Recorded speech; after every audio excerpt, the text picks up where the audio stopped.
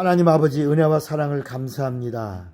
오늘 밤도 복된 밤이 되게 하여 주시고 하나님의 말씀이 약속이요 명령이요 축복이요 능력이 되기를 간절히 원합니다. 성령이 주시는 영감과 그 은사를 오늘도 성령으로 풍성히 우리 믿음과 함께 역사되기를 간절히 원합니다. 오늘도 부족한 자를 세우셨사오니 말씀의 지혜와 지식과 영감 주시옵소서. 예수님의 이름으로 기도합니다. 아멘. 이번 주간에는 참 신기하고 놀라운 일들이 막 일어나고 있습니다. 저는 이제 말씀을 듣고 또 이렇게 사람들이 목사님 말씀 듣다가 고질병이 떠났어요. 이런 불치병이 고침받았어요. 뭐 이런 사람들 이야기도 많이 들었고 그럽니다. 그런데 우리가 이제 오늘 기도 제목 두 가지를 했죠. 우리 레마 성경대학을 위해서 기도해 달라 그랬습니다. 이게 뭐냐면 레마 성경대학이 목사를 세우는 신학교로 발전하기를 원하는 겁니다. 제가 박사학위를 받게 된 공부하게 된 계기가요. 저는 성경 많이 읽고 신학교를 갔고 신학교에서도 성경 박사 소리를 들으면서 신학 학창 시절을 보냈어요. 그리고 저는 신학교에서 들어갈 때부터 장학금을 받기 시작해서 대학원도 장학금을 받았고 박사원도 장학금을 받았어요. 그래서 전 박사학위도 장학금 받고 박사학위를 받았습니다. 그러니까 또 제 자랑 같아서 하지만 하나님이 저를 느지막이 군대 제대하고 나서 신학교를 보낼 때에도 그냥 쉽게 신학교를 보낸 게 아니라 물에 빠져 죽어가는 동숙이라는 여자아이를 하나 물속에서 그게 원주 간현 유원지에 있는 그 유격장이에요. 간현 유격장 그 옆에서 목사님 일사관이 일하가가 원주 쪽에 있지 않았나요? 원주죠. 거기 간현이 유격장 있잖아요. 거기 옆에 간현 유원지에 우리 하기 휴양소 기관병들이 있는 곳에 제가 군정사병으로 거기 와서 예배인도 하고 이제 이 일을 했어요. 평신도 군정사병으로 있으면서 거기 오는 병력들 한 번에 300명씩 오는 군인들 예배인도 하고 이제 그러다가 물에 빠져 죽어가는 죽어가고 있는 아이를 건져서 인공호흡 시켜서 이제 건져냈는데 살려내고 나니까 그 아이가 그 동네 아이가 아니라 그 동네 할아버지 집에 놀러 온 동숙이라는 아이였어요. 그 아이를 물어서 이제 너 누구니? 그러니까 할아버지 집에 온 아이라고 그래서 제가 이제 데리고 그 할아버지 집에 갔는데 그 옆에 있던 사람들이 동숙이가 물에 빠져 죽어가는데 이 군인 아저씨가 이 동숙이를 인공호흡해서 물 빼고 이렇게 살려서 데리고 왔다고. 그러니까 그 할아버지 할머니 두 분이 그 손녀가 죽었다 살아났다고 하는 그 이야기를 듣고는 그 표정을 잊을 수가 없어요. 너무 고마워하고 감사하고 제 손을 잡고 막 흔들면서 손을 놓지 않고 막 어쩔 줄 몰라 하시더라고요. 그래서 난 그냥 거기서 인사하고 끝났는데 오후에 저녁 무렵에 저녁 식사를 하고 있는데 뭐 사람들이 지게에다가 막 술통을 들고 온 거예요. 막걸리를 들고 온 거지. 그리고 거기 있는 기관병들한테는 맥주를 박스로 들고 온 거예요. PX 맥주가 아니고 일반 구멍가게 그런 맥주니까 비싼 맥주겠죠. 그렇게 해서 지게에다 들고 와서 우리 동숙이 살려줘서 고맙다고. 그래서 그냥 거기 있는 한 300명 되는 군인들이 다 막걸리를 몇 대를 퍼서 먹고 그날 밤에 막 띵까띵까 하고 막 그랬어요. 저는 이제 어차피 군정으로 있었으니까 그냥 술을 안 먹고 그 모래사장에 있다가 그냥 마음에 걷잡을 수 없는 이런 막 소용돌이 같은 이런 것이 제 안에서 막 움직였어요. 왜냐하면 깜깜한데 뭐 우리가 불 킨 것도 아니고 불 켜야 배터리 군대 배터리 있잖아요. 그 발전기 그러다가 이제 시끄러워요 그게. 그래서 그 불을 켜고 그러는데 그때 어느 한 부분만 하지 그거 벗어나면 깜깜하잖아요. 그러고 있는데 마을에도 또 풍악이 울려진 거예요. 우리 동숙이가 죽었다가 살아났어요. 그리고 마을 사람들을 데리고 와서 마을에서도 풍악이 나오고 우리 군인들도 막걸리 먹고 노래를 부르고 그리고 기관병들은 맥주 먹고 나가서 자빠져 자고 뭐 이런 상황에 저는 이제 앉아서 있다가 순간입니다. 순간에 이 성경에 어떤 말씀이 떠올랐냐면 한 영혼이 하나님께 돌아오면 하늘에 천군 천사들과 함께 기뻐하신다고 하는 이 말씀이 딱 떠오르면서 야 이건 육체가 살았는데 이런 이 땅에서 이런 일들이 일어난다면 근데 제가 신분이 어쨌든 군정 날라리였지만 군정사병의 신분으로 있었기 때문에 순간입니다. 한 영혼이 하나님께 돌아오면 우리 하나님이 천군 천사들과 함께 얼마나 기뻐하시겠는가 하는 그런 마음이 영감으로 탁 부딪혀오면서 거기서 제가 무릎을 딱 꿇었습니다. 하나님, 나 영혼 구원하는 목사 되겠습니다 하고 이렇게 말해서 제가 신학교를 군복 입고 간 거예요. 군복 입고 시험 본 거 간 거야.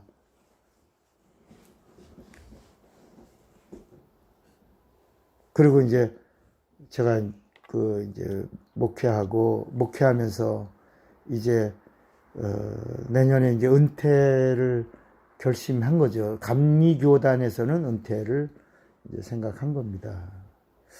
근데 이번 추석 때 우리 아들 둘이 이제 왔어요. 근데 나는 작은 아이가 감리교 신학교 차석으로 들어갔기 때문에 우리 둘째 아이가 목사가 될 줄 알았어요.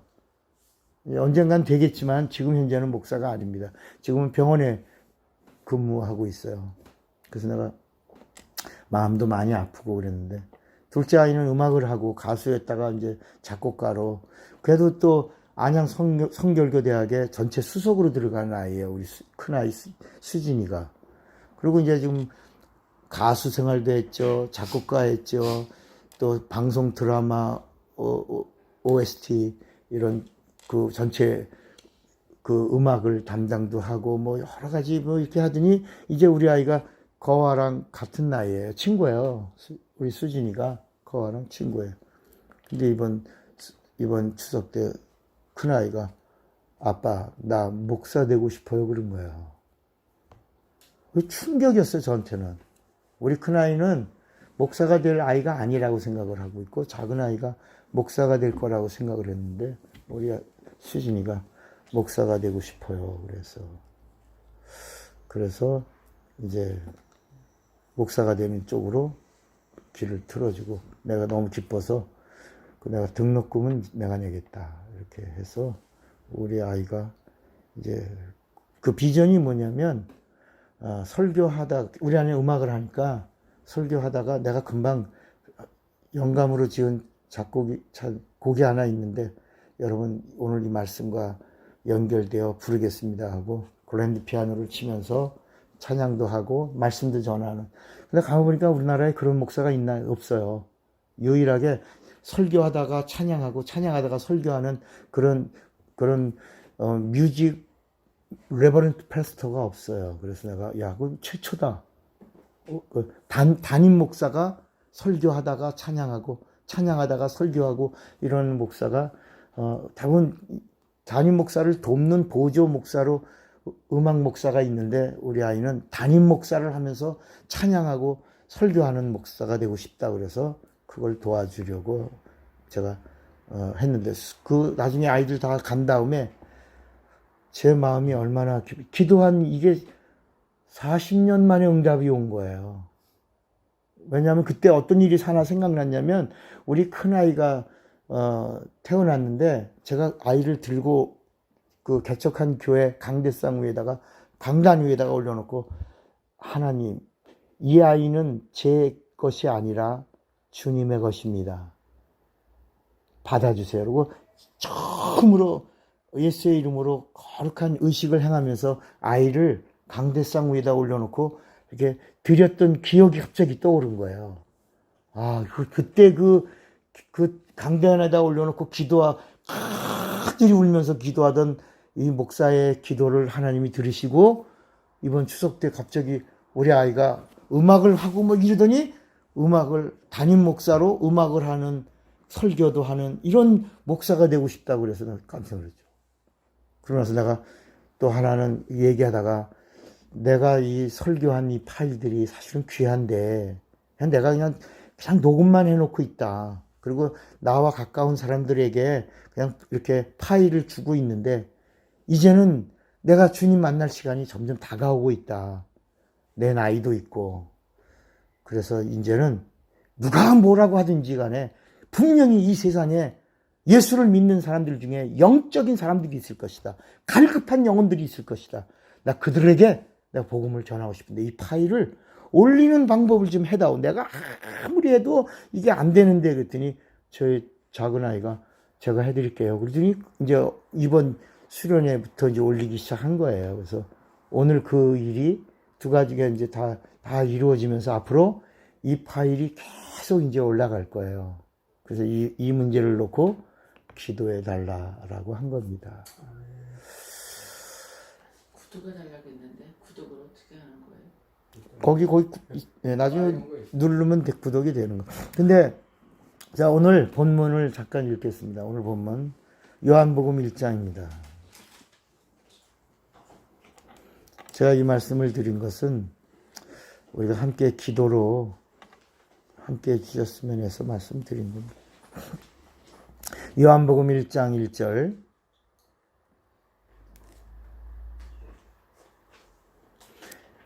(1절부터) (3절까지) 말씀을 읽겠습니다. 태초에 말씀이 계시니라. 이 말씀이 하나님과 함께 계셨으니 이 말씀은 곧 하나님이시니라. 그가 태초에 하나님과 함께 계셨고 만물이 그로 말미암아 지은 바 되었으니 지은 것이 하나도, 여기 그가 예수입니다. 다시 3절을 읽을게요. 2절 예수가 태초에 하나님과 함께 계셨고 만물이 예수로 말미암아 지은 바 되었으니 지은 것이 하나도 예수가 없이는 된 것이 없느니라. 아멘. 자, 이번 수련회에 우리가 계속 반복해서 드리는 말씀은 복음입니다. 근데 우리가 알고 있는 이 복음은 우리가 신학교에서 배웠거나 아니면 우리가 지식적으로나 이성적으로나 경험적으로 이해하고 있는 복음은 마태, 마가, 누가, 요한에 나오는 복음입니다. 그죠? 맞죠? 그런데 우리가 지금 이제까지 마태, 마가, 누가와 요한은 같다 다르다. 그래서 마태, 마가, 누가는 예수를 어떻게 보고 있냐? 그리스도이신 예수. 그러면 요한복음은 마태, 마가, 누가와 뭐가 다르냐? 하나님이신 예수. 이렇게 보고 있는 거야. 그리고 마태, 마가, 누가는 각각 컬러가 다릅니다. 옷이 다르다, 옷. 그러니까 대상이 다르다는 거예요. 마태는 누구를 향하여? 유대인을 향하여 왕으로 오신 그리스도. 왕으로 오신 그리스도예요. 잘 들어보세요. 마태는 어떤 그리스도라고요? 왕으로 오신 그리스도. 그러면 마가복음은 어떤 그리스도예요? 마가복음은 하나님의 종이신 그리스도야. 그럼 누가복음은 참 사람이신 그리스도.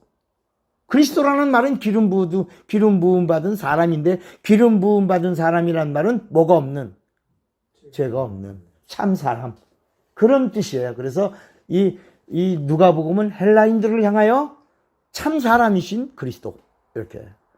그런데 요한복음은 전혀 그 다른 이유가 뭐냐면 참 하나님이신 예수다. 그래서 마태, 마가, 누가를 우리가 무슨 복음이라고 불러요? 공관복음이라고 부르고, 요한복음을 제4복음 또는 제5복음이라고도, 4복음을 넘어 4복음 통틀어서보다 더 큰 5복음이라고도 이렇게 말을 하는 겁니다. 그런데 이 복음서를 쓴 사람들의 이야기가 뭐냐면, 복음서를 쓸 이유가 있었어요, 없었어요? 처음에 복음서를 쓸 이유가 있어요, 없어요? 없죠. 왜냐하면 예수님의 입에서 나오는 말씀은 곧 오신다 그랬거든. 가시면서 뭐라 그랬냐면 속히 오리라 그랬고요. 요한계시록의 맨 마지막에 마라나다라고 하는 말이 오시옵소서예요. 그러니까 복음서를 기록할 이유가 없었던 거예요. 아까 우리 요한복음은 예수가 누구라고 그랬죠? 하나님이신 예수라고 그랬죠. 그런데 그래서 요한복음에 나오는 사건들은 마태, 마가, 누가에 나오는 사건들과 전혀 달라요. 내용이 다르단 말이에요, 내용이. 그러니까 표현하고자 하는 의도가 다르다는 거예요.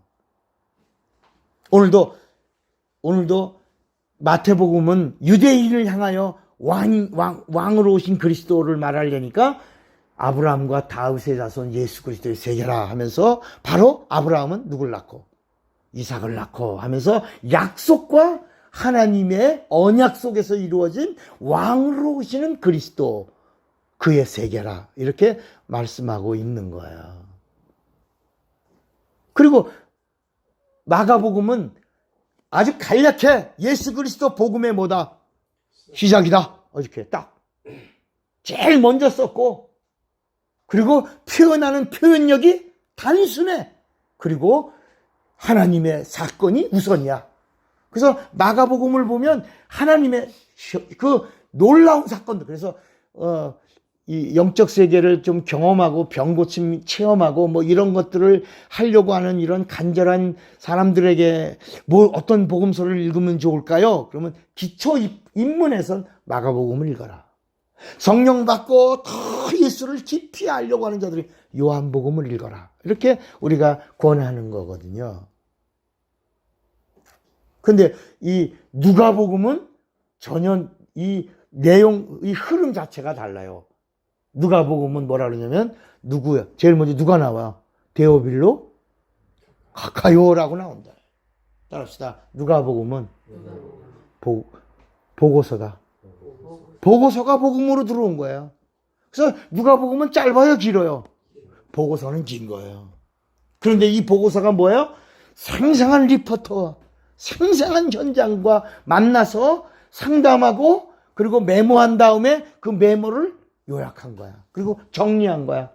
그리고 높은 데오빌도라고 하는 예수를 알고 싶어하는 그 총독에게 예수의 사건을 전부 낱낱이 가감하지 않고 이렇게 보고하고 있는 내용이 들어가고 있는 거야. 근데 그 누구냐, 그가? 오신다고 하신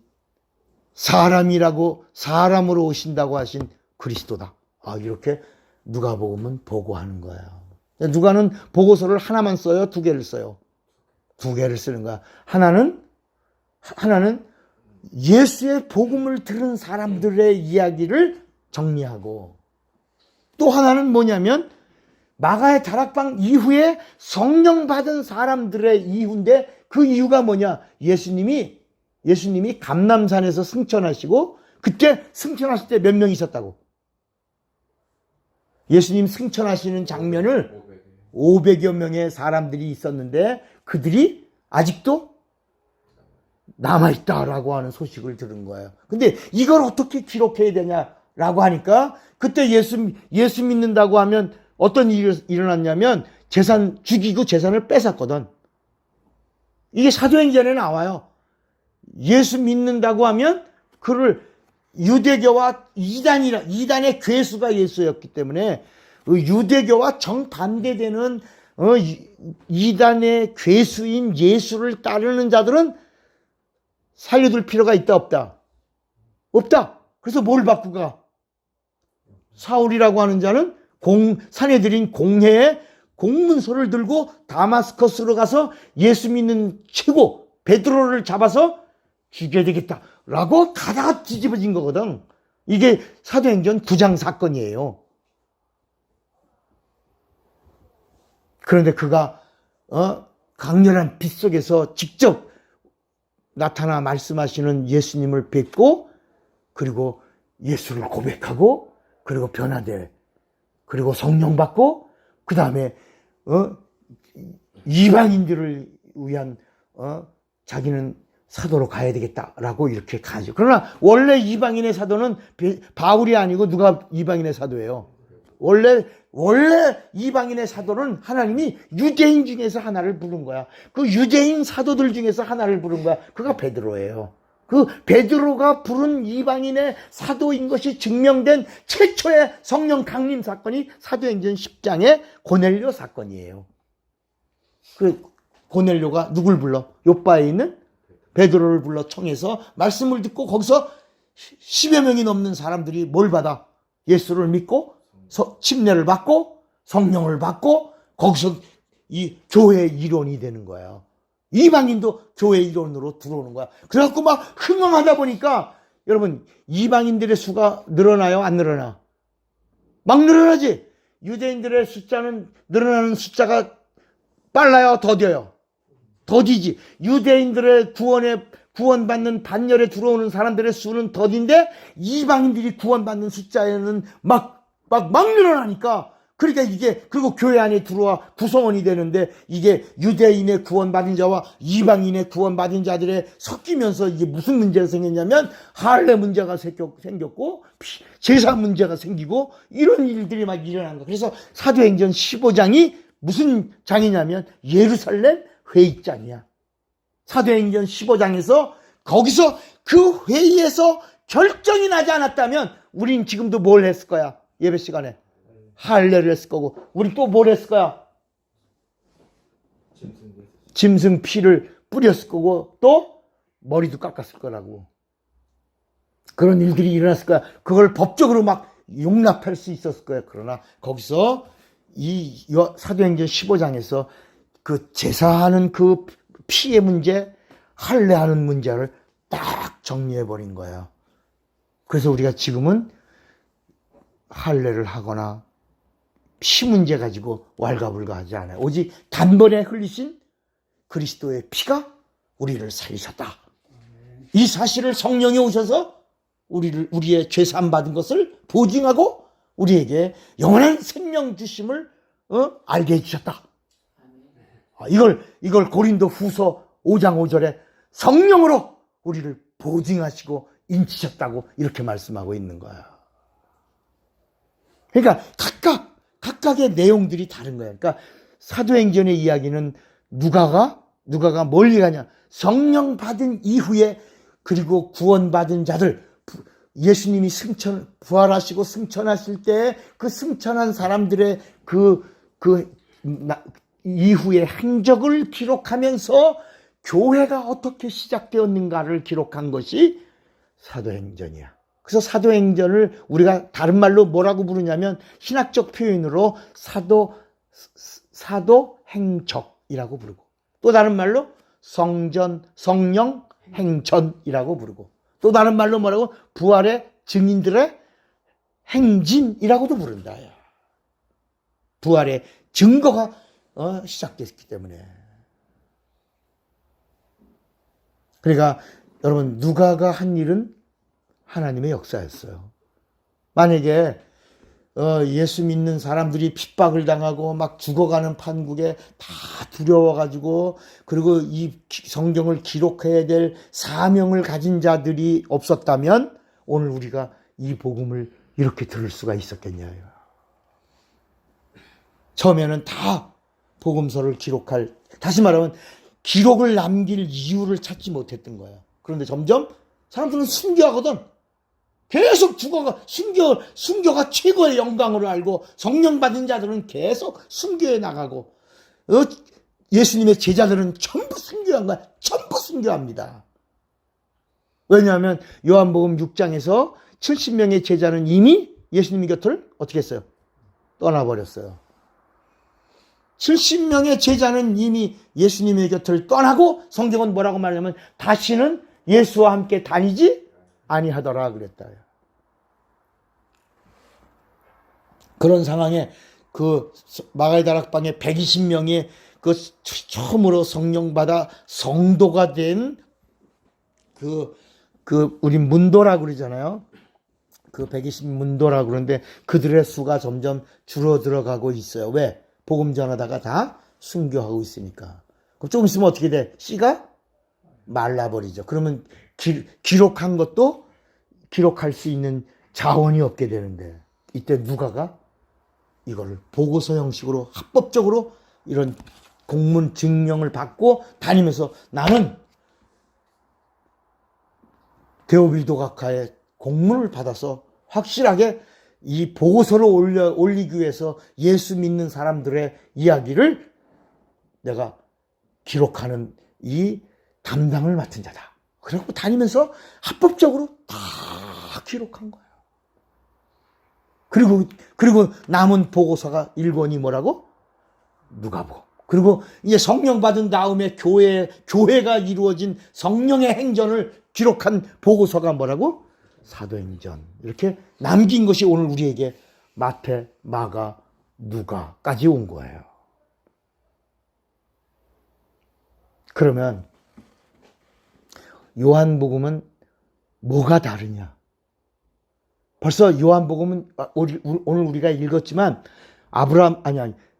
태초에 말씀이 계시니라 이 말씀이 하나님과 함께 있으니 이 말씀은 곧 하나님이시라. 이렇게 벌써 태초라는 단어가 나와. 그러면 이 태초라는 단어를 우리가 어디서 익숙하게 들었어요? 창세기 1장 1절에서 태초라는 단어를 들었어요. 그러니까 어떤 사람들은 또 그래. 창세기의 태초가 오래된 거냐? 요한복음의 태초가 오래됐느냐? 라고 물으니까 어떤 사람들은 창세기가 나오는 태초가 오래됐지. 요한복음의 태초가 좀 좀 더 이른 거고 이렇게 말하지만 사실은 창세기의 태초는 물질계가 시작된 태초를 말하고 요한복음의 태초는 하나님이 말씀으로 하나님과 함께 계시던 그 태초를 말씀하고 있는 것이다.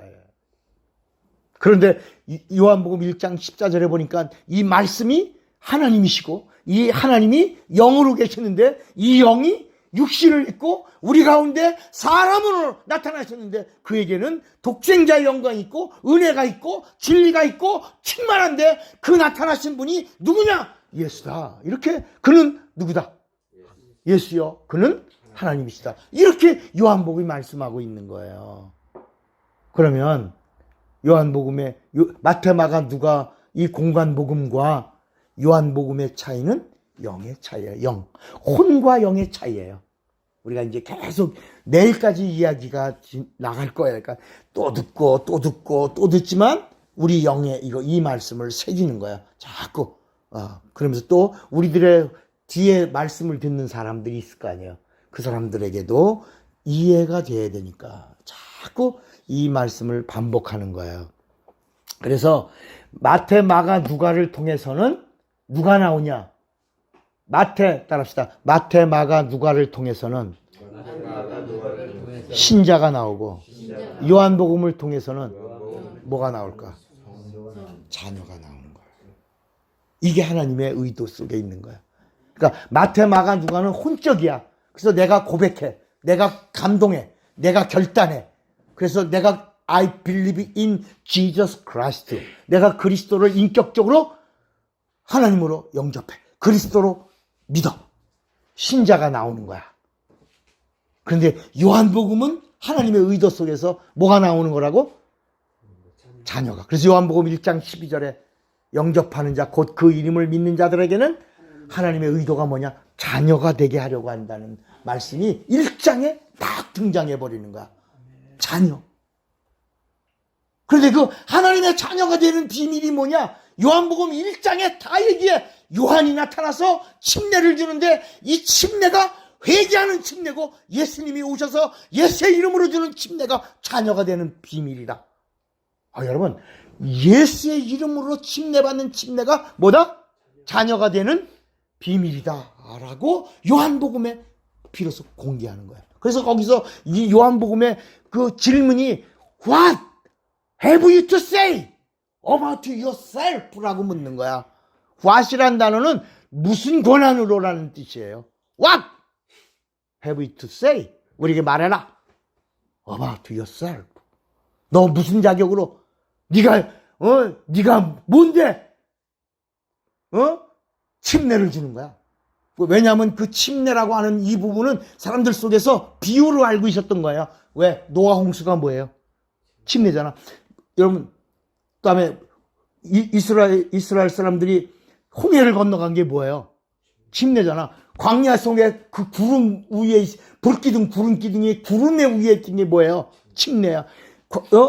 이제 요단강 이편에서 저편에서 요단강을 넘어 이 편으로 갈 때 요단강물이 서서 머리 위에 건너가 도와하던 자들의 머리 위에 머물러 섰더라. 이게 뭐라고요? 침례야. 이런 것들을 알고 있던 자들에게 요한이 나타나서 회개하라. 천국은 뭘 받아야 된다? 침례 받아야 된다 라고 한 거거든. 그런데 요한복음에만 나와 예수께서 아무도 침례를 주신 일이 없습니다 이런 말씀이 있어. 누가 줬다 침례를? 제자들이 예수의 이름으로 침례. 이거는 뭐야? 죄사함의 침례를. 요한의 침례는 회개하는 침례고, 예수의 이름으로 제자들이 준 침례는 죄사함의 구원의 침례라. 뭐가 되는 요한복음의 비밀이 뭐라고? 하나님의 뭐가 되는? 자녀가 되는. 죄사함 받았다는 말은 죄가 있다 없다? 없다. 죄가 없다는 말은 뭐야?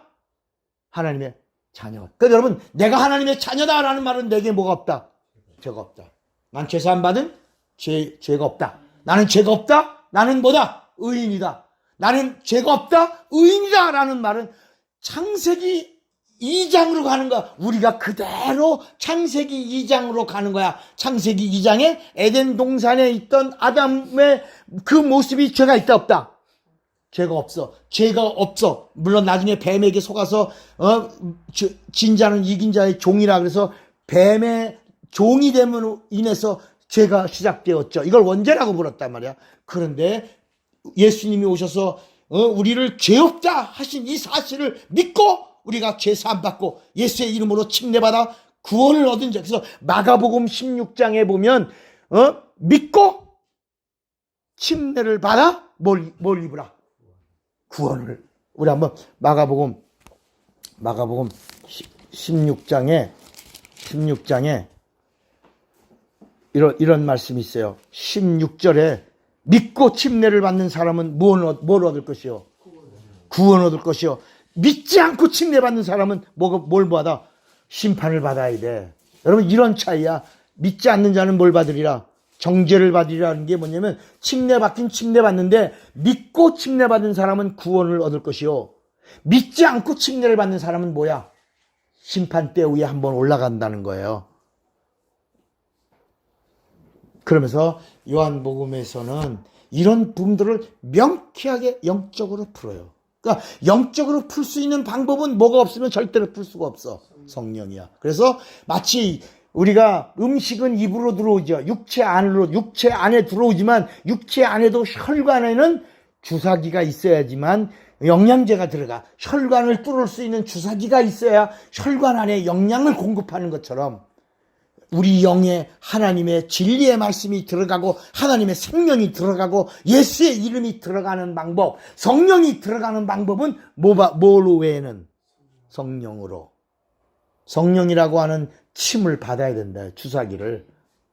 그래서 성령이 아니고서는 누구도 예수를 주시라 할 수도 없다.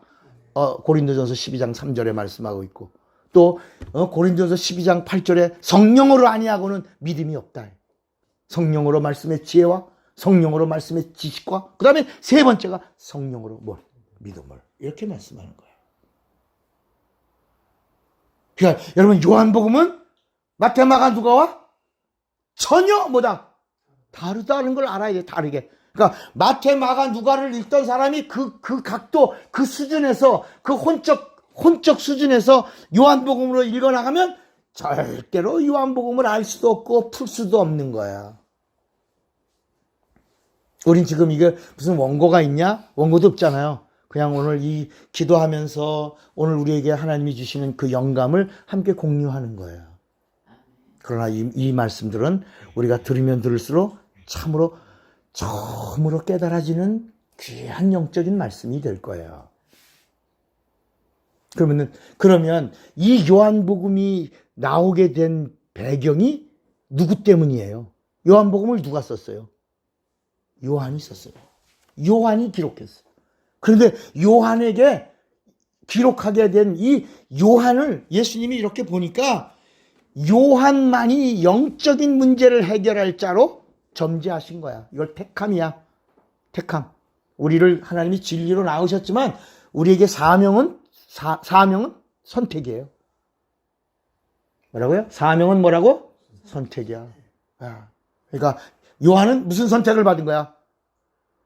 요한복음을 기록한, 그런데 요한복음을 마태, 마가, 누가와 전혀 다른 어떤 책으로, 영적인 책으로, 스피리추얼 북으로, 스피리추얼 바이블로, 영적인 바이블이라는 말은 책이에요.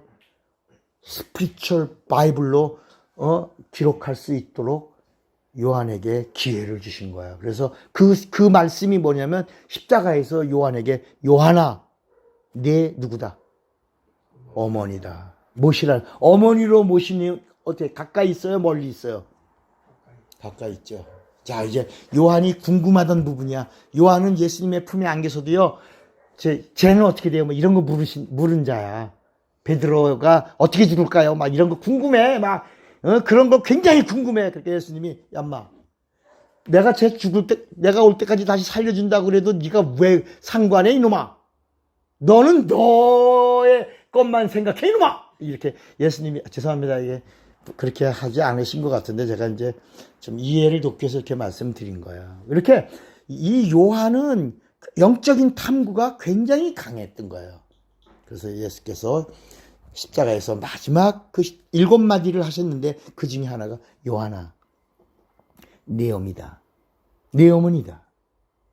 마지막 죽을 때까지 너의 어머니로 뭐야라? 모셔라. 주님의 마지막 부탁을 하신 거예요. 그때부터 요한이 마리아를 뭐로 모신 거야? 자기의 어머니로 모시고, 그러면서 어머니로 모시면서 계속 뭐라냐면 너무너무 궁금한 거예요. 예수님, 어머니, 그때 그 말씀이 육신이 되실 때 예수님이 하나님이신 건 알겠는데 아무도 말씀 안 하셨는데 저한테는 한번 다 얘기해 주시면 안 될까요? 내가 뭐라고 말해도 이해하지 못할 걸. 아니요, 저 성령으로, 저 이제 마가의 다락방에서 같이 성령 받았잖아요. 이제 성령으로 예수가 누군지를 알잖아요. 저는 죽을 수 있어요. 예수 때문에 죽을 수 있고요. 나는 예수님의 사실을 기록해야 될 사명을 받았어요. 어머니 말씀해 주세요. 그러니까 마리아가 그런 비밀을 말할까? 그분은 하나님이야. 그분은 말씀이셨어. 그런데 그분이 내 안에 오셨어. 그분이 내 안에 오실 때 가브리엘 천사장이 나타났어. 그리고 나에게 그 일이 일어난다고 말할 때 나는 도무지 그런 사실이 내가 이해할 수도 없었고 경험되지도 않았고 알 수도 없고 믿을 수도 없어서 내가 뭐라고 말했냐면 내가 사내를 알지 못하는데 어찌 내게서 이런 일이 일어날 수 있어. 이게 무슨 말이냐. 내가 사내를 알지 못하는데 이게 무슨 말이에요. 내가 뭡니까? 내가 뭐라? 수처녀입니다. 동정녀입니다. 처녀막을 가지고 있는, 저는 남자를 경험한 사실이 없는, 저는 수처녀입니다. 그런데 가브리엘 천사장이 하나님의 말씀에는 능치 못함이 없다라고 한 이 말씀에 내가 그대로 그리하옵소서 하고 순종했을 때 말씀이 육신, 그러니까 다른 사건들은 누가복음에 다 기록되어 있고 그렇지만 요한복음에서는 1장 14절의 말씀으로 딱 정리, 말씀이 육신이 되어 우리 가운데 거하시며 이렇게 나와요. 그분이 내 안에 오셨어. 육신이 되어 이 땅에 오셨는데 그분은 독생하신 하나님이야. 그분은 영광이야. 그분은 존귀고 그분은 진리셔. 그분은 말씀이야. 이렇게 마리아가 얘기하는 걸 요한이 하나씩 기뻐하며, 영원히 기뻐하면서 하나씩 기록하고 나와. 그리고 마지막까지 기록한 이 책이 뭐라고? 요한복음. 예수는 누구다? 하나님이시다. 요한만이 기록할 자격이 있는 거야. 예수는 하나님이시다.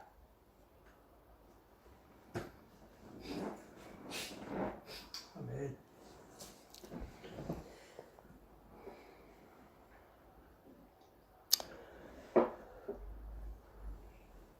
그래서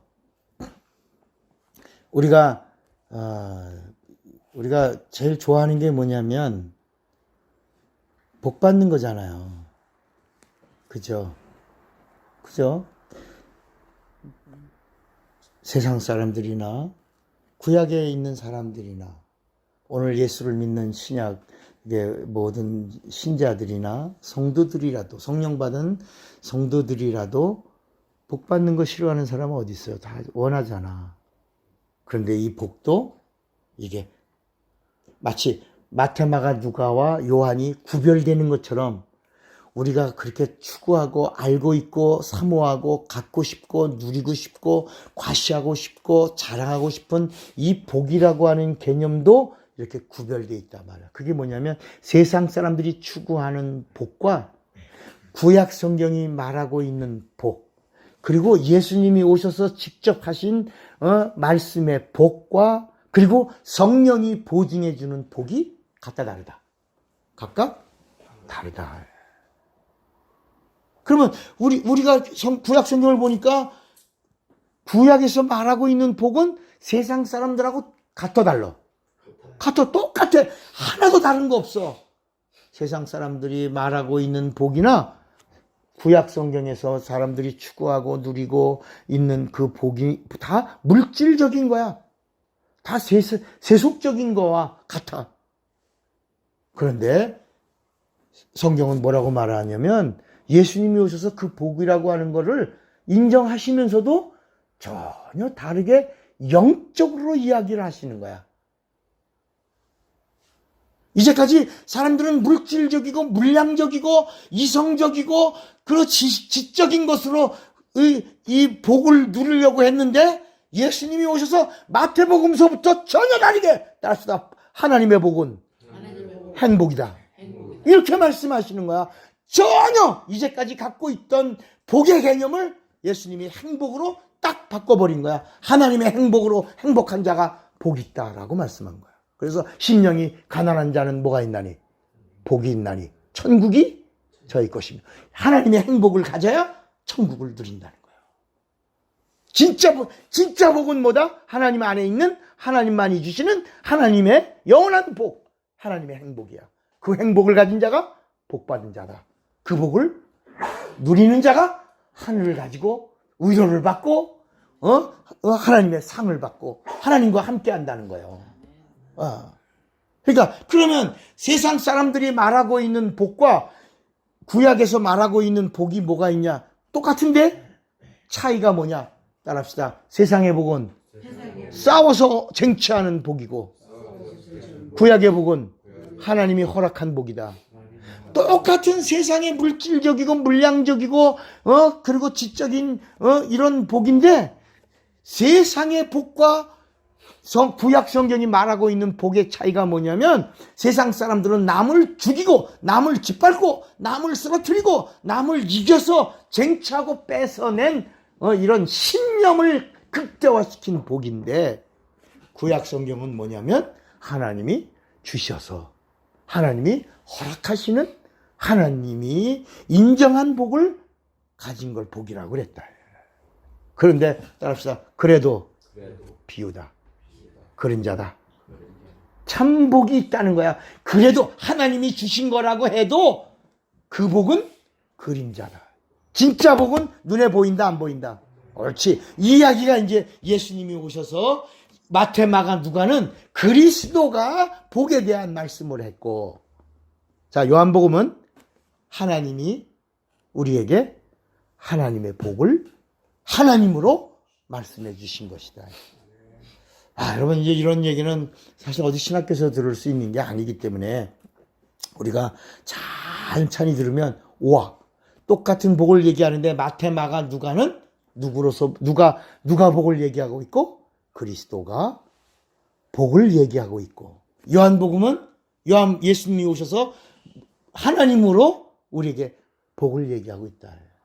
따라합시다. 복음서에는 참복을 말씀하고 있다.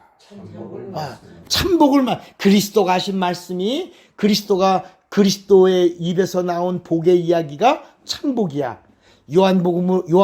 요한복음에서 말씀하고 있는 복이 참복이야. 그런데 그럼 마태, 마가, 누가에서 말하고 있는 하나님의 참복이 뭐라고? 하나님의 행복. 에? 뭐라고요? 하나님의 행복. 마태, 마가, 누가 그리스도가 자, 다시. 자, 세상의 복과 구약이 말하고 있는 복의 차이는 세상의 복은 어떻게 돼서 받는 복이라고요? 싸워 쟁취하고 누리고 잡아 그리고 남을 깔아뭉기고 과시하는 복이라고 그랬죠.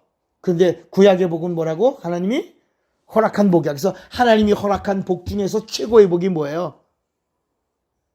구약에서 말하고 있는 하나님이 허락한 복 중에 최고의 복이 무슨 복? 형통. 따라합시다. 형통. 형통이라는 복은 어떤 복이에요? 우리가 볼 때 안 되는 거야. 우리가 볼 때 틀린 거야. 우리가 볼 때 끝이야. 우리가 볼 때 절망이야. 그런데 형통이라고 하는 건 뭐냐면 하나님이 허락하시면 되어지는 거야. 그러니까 우린 끝이야. 그런데 하나님이 하시면 시작이야. 이걸 형통이라고 말한다. 야. 그런데 마테마가 누가에 오니까 그리스도가 복을 말씀하시는데 하나님의 참복은 뭐다? 하나님의 행복이다. 하나님의 행복이다. 하나님의 행복이다. 복 위의 복이다. 라고 말씀하시더니 요한복음에 오니까 그 복이 뭐다? 그 복이 뭐다? 예수다. 예수다. 예수다. 그리고 예수가 주시는 영생이다. 그래서 요한복음 5장 39절에 너희가 성경에서 영생을 얻는 줄로 복의 이야기야. 너희가 성경에서 복을 받으려고 이 하나님이 주시는 이 풍성한 복을 누리려고 너희들이 성경을 상고하거니와. 근데 그 진짜 복은 영생이요. 그 영생은 누가 주는 거다? 내가 나를 증거하는 것이요. 그리고 요한복음 5장 40절 봐야 돼. 요한복음 5장 40절.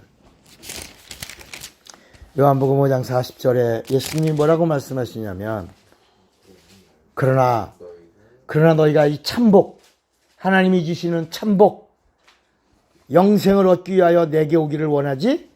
여러분 시편 72편에 보면 하나님이 우리에게 복을 명하셨나니 곧 뭐라 그랬어? 영생이라 그랬어. 자, 여러분 이 성경에는 그 하나님의 의도를 탁탁 암시하는 부분이 있어요. 우리가 지금 복 얘기했잖아. 근데 시편 72편에 뭐라고? 하나님이 우리에게 복을 명하셨나니 그 복은 뭐다? 영생이라. 예수님이 오늘 너희가 복 받으려고 하는데 그 복이 영생인 것까지는 너는 이게 어렴풋이 알고 있어서 성경을 상고하는데 그 영생은 내가 참복이다. 그런데 너희가 내게 오지? 그러므로 뭐가 없다? 그렇지, 영생. 참복을 받아 누리지를 못하는구나. 또 여러분 성경 요한복음 10장에 보면 내가 이제 너희를 보니 하나님을 사랑하는 것이 없다고 하는 걸 뭐라고 그래? 이제야 알았노라. 너희가 하나님을 사랑하는 것이 입술로는 사랑하는데 마음은 내게서 멀어 사랑이 없다는 것을 내가 이제야 알았노라. 하나님이 오셔서 저울에다가 니들을 다 올려놔봤다. 다 가짜야. 다 거짓말이고 꽝이었다. 참복은 누구다? 예수다. 이게 요한복음이 이 얘기를 해주는 거야. 참복은 뭐다? 예수요? 예수 안에 있는 평안이요? 영생이야. 생명과 평안이야. 그래서 로마서 8장 한번 보세요. 로마서 8장.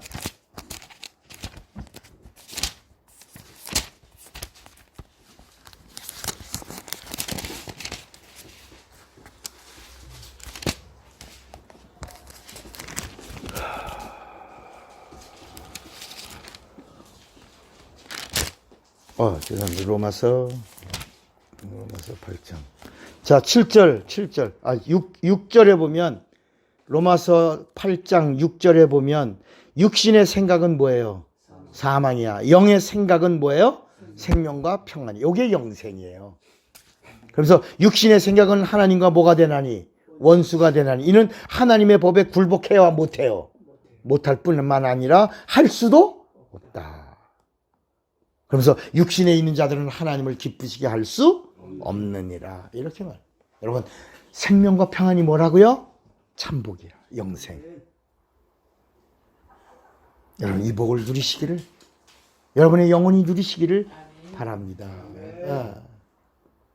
그러면서 그러니까 이제 복에 대한 그림을 하나 그린 게 우리 완성됐죠. 복이라는 그림이 어디까지 갔어요? 예수요 영생이라고 갔잖아. 시편에서는 이렇게 암시해주면서 하나님이 우리에게 복을 명하셨나니 곧 영생이라고 이렇게 이야기하더니 이 요한 마태복음 마태 마가 누가에서 그리스도께서 직접 이 복은 세상에 있는 복이 아니다. 보이지 않는 복이다. 신령한 복이다. 하나님이 주시는 것이다. 하나님의 뭐다? 하나님 안에 있는 행복이다. 라고 말씀하시더니 요한복음에 딱 오니까 하나님이 직접 입을 열어서 하신 말씀이 뭐다? 생명과 평안이다. 이 평안이 참복이요 영생이다. 이렇게 말씀하셨어요. 자, 여기까지 우리가 이제 왔어. 이제 우리가 복에 대한, 그러니까 영생을 얻으면 뭘 받은 자야? 참 복을 받은 자. 그러니까 참 복을 받은 자니까 이제는 더 이상 복이 있어요, 없어요? 없죠? 다 가졌죠? 다 가졌잖아. 그러니까 이제는 기뻐, 안 기뻐? 그래서 기뻐하라는 거야. 그래, 감사해, 안 감사해? 그래서 항상 쉬지 말고 범사해. 그렇죠. 이렇게 하라는 거야.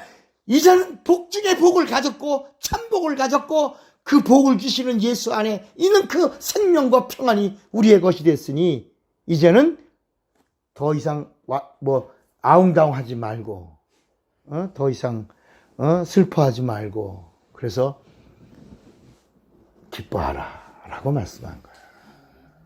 다시 그래서 여러분 그 빌립보서 가 바울이 쓴 책 중에서 뭐라고 불리냐면 옥중서신이라고 부르잖아요. 옥중서신이 몇 권이에요? 네 권이야. 옥중서신이 네 권. 빌립보서, 빌레몬서, 에베소서, 골로새서. 그래서 감옥에 갇히면 빌빌대고 애골애골한 거야. 그래서 그 감옥 안에서 쓴 책이 네 권인데 이걸 빌립보서, 빌레몬서, 에베소서, 골로새서 골고래갖고 쓴 책이야 이게. 그걸 옥중서신이라는데 빌립보서가 바로 뭐냐면 감옥 밖에서 쓴 게 아니라 감옥 안에서 감옥 밖에 있는 자에게 쓴 거야.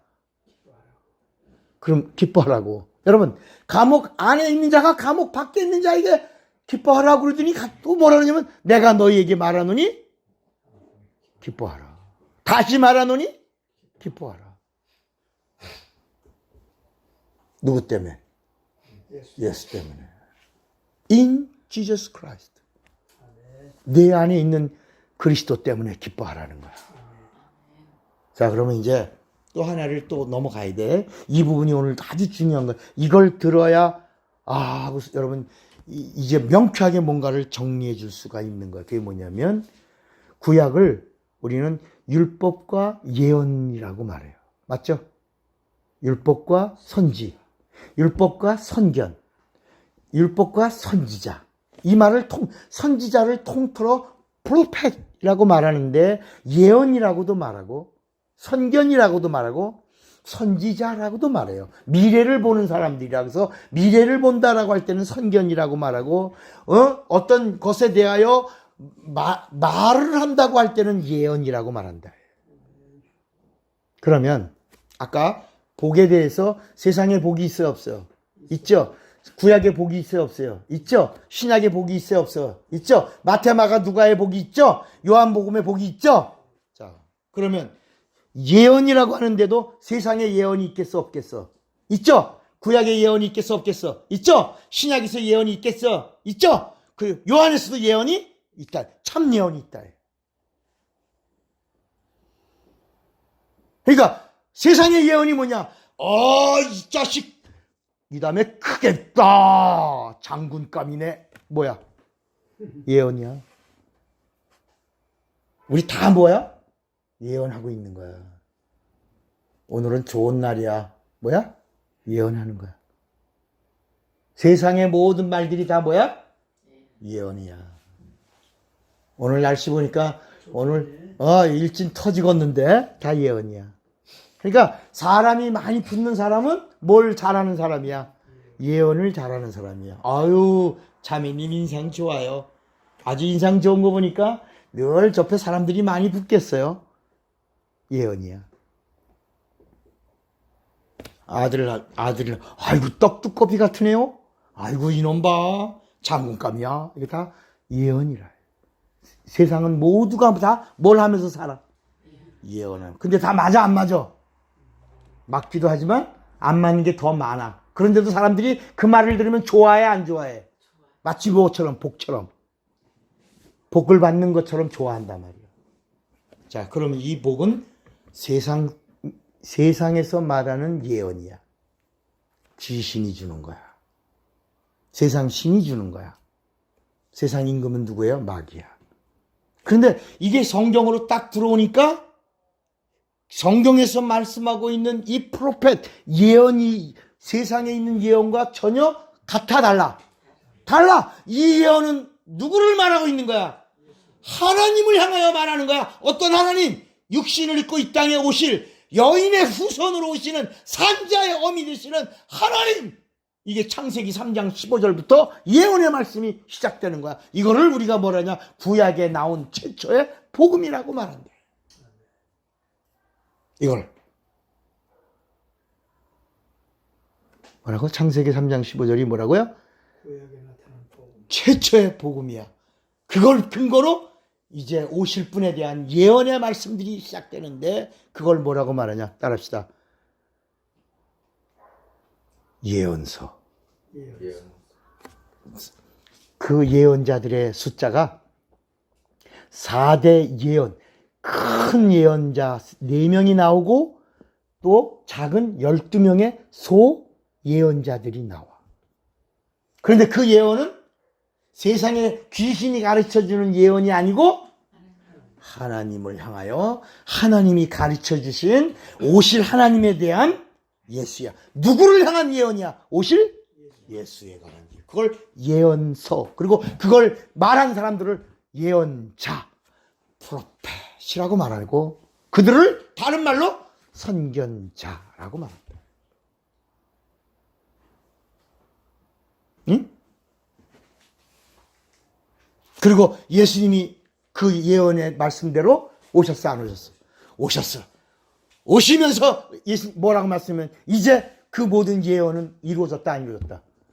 이루어졌다. 다 이루었다라고 하신 거예요. 그리고 끝났다, 아직도 진행한다 그랬어요. 예수님이 오셔서 구약의 예언자들의 예언이 끝났다, 아니면 아직도 미완성이다라고 그랬어요. 끝났다. 구약은 누구 때까지니? 아니. 요한 때까지. 예수님이 오셔서 구약의 모든 예언은 요한 때까지. 그러면서 그 사건을 알려주려고 요한복음에, 여러분 요한복음 참 중요해요. 요한복음에 변형산에서 누가 나오고 누가 나와? 둘, 모세와 예언자, 대표자 엘리야가 나오는 거야. 그래서 요한복음에도 거기도 사람들이 나를 누구라 하느냐라고 하는 이야기가 나올 때에도 우리가 너 엘리야냐, 너 우리가 그리스도냐, 너 누굴 기다리냐, 이게 요한복음 1장에 나오는 거야. 그리고 다른 복음서에는 안 나오는데 요한복음 4장 수가성에서 예수를 가리켜 예수님이 입에서 네가 그렇게 갈망하고 찾던 그리스도가 누구다? 나다! 내가 바로 누구다? 하나님이다. 이렇게 나오는 이야기가 요한복음 4장에 나오는 거야. 자, 예수님이 오셔서 예언의 말씀을 다 이루시고 모든 예언은 누구 때까지다? 침례 요한 때까지. 끝났다. 이제 끝났다. 따라합시다. 이제부터 새 예언, 새 언약이야. 이제는 새 예언이 아니라 그분이 입에서 직접 하신 말씀은 새 언약이야. 약속이야. 뉴 테스트먼트야. 이제는 예수님의 입에서 하신 말씀은 예언이 아니고 진리야. 약속이야. 그리고 그 약속을 받은 자들이 주님이 다시 오신다. 오리라. 여러분, 오리라라고 하신 이가 누구야? 예수야. 요한복음 14장 1절부터 3절에 내가 가서 처소를 예비하면 내가 다시 와서 너희를 나 있는 곳으로 영접한 자들만 간다. 내가 영접하는 자들만 간다. 어디에? 새 약속이야 이게. 이 약속을 가지고 있는 들은 자들에게 승천하시는 예수님을 바라보는데 천사가 또 뭐라고 예언해? 너희 앞에서 보는 대로 올라가신 이는 그대로 너희들에게 본 그대로 다시 천사들과 천군 천사들과 함께 구름처럼, 구름이라는 게 여러분 천군 천사들의 때야 때. 우리가 말하는 저 물방울 구름이 아니고 구름 타고 오시리라고가 그게 뭐라고요? 진짜 손오공처럼 봉 들고 이야 이게 아니고 뭐와 함께 오신다? 천군 천사들과 함께 오신다라고 한 거예요. 사람들은 그걸 보고 아이고야 구름 예수님이 손오공같이 구름 타고 오신디야. 이야 구름 타. 우리도 구름 탔으면 좋겠다. 이른다. 그런 구름이 아니고 구름같이 많은 누구? 천군 천사들을 대동하시고. 그런데 오늘날 한국 교회에 예언 기도라는 말이 있었죠. 여러분, 그러니까 이제 우리는 그걸 정리하는 거예요, 여러분. 성경에 예언 기도가 있다 없다? 없는 거야. 그러니까 이 성경이 말하고 있는 예언이 구약에는 예언이 그림자예요, 실상이야? 그림자죠. 근데 예수님의 입에서 나온 예언은 뭐야? 참이야. 진리야. 그 진리를 받은 자들이 다시 오시는 예수를 향하여 그가 속히 오신다, 곧 오신다, 사모한다, 기다린다. 이건 뭐야? 예언이야. 예언이야. 자, 여러분 이걸 정리하지 않으면 예언 기도라고 하는 이 단어는 누가 가르쳐 주냐? 아까 구약에 나오는 예언 이전에 세상에서 말하는 예언은 아까 뭐라 그랬죠? 세상 신이 주는 거라 그랬잖아. 귀신이 가르치냐. 세상 풍속을 쫓고라는 말이 하나님을 떠난 이전에 세상 신의 말을 들었던 그 예언을 다시 예수 믿는 자가 쓴다면 하나님이 난 널 모른다 할 것이다. 도무지 모른다. 이게 뭐냐면 성령을 가리켜서 성령이 사람을 예언하는 건 줄 알아. 아이고 3개월 뒤에는 사업 성공하겠네. 아이고 서쪽에서 귀인이 오겠네.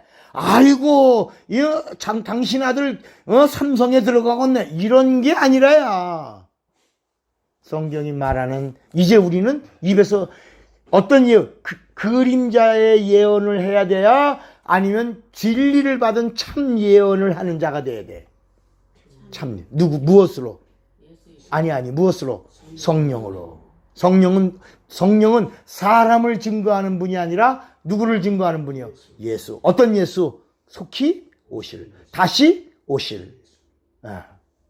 오실 그 예수를 증거하는 다른 보혜사야. 따라합시다. 예수는 인간을 변호하는 보혜사고 성령은 예수를 변호하는 보혜사다. 그래서 성령을 가리켜 뭐라 하냐면 다른 보혜사라. 근데 우리가 이걸 모르고 옛날에 무식하니까.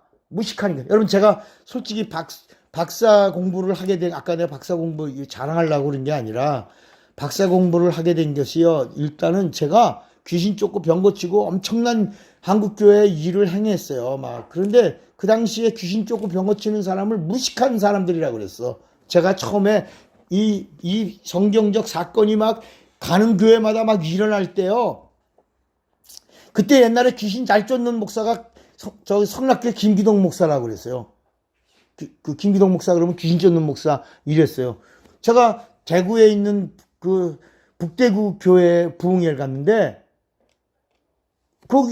거기 중풍환 이건 제가 전에도 말씀드렸던 거니까 이건 틀리지 않고 변함없이 그대로 동일하게 몇십 년 지났지만 얘기해. 그때 중풍병자가 6명이 왔어요.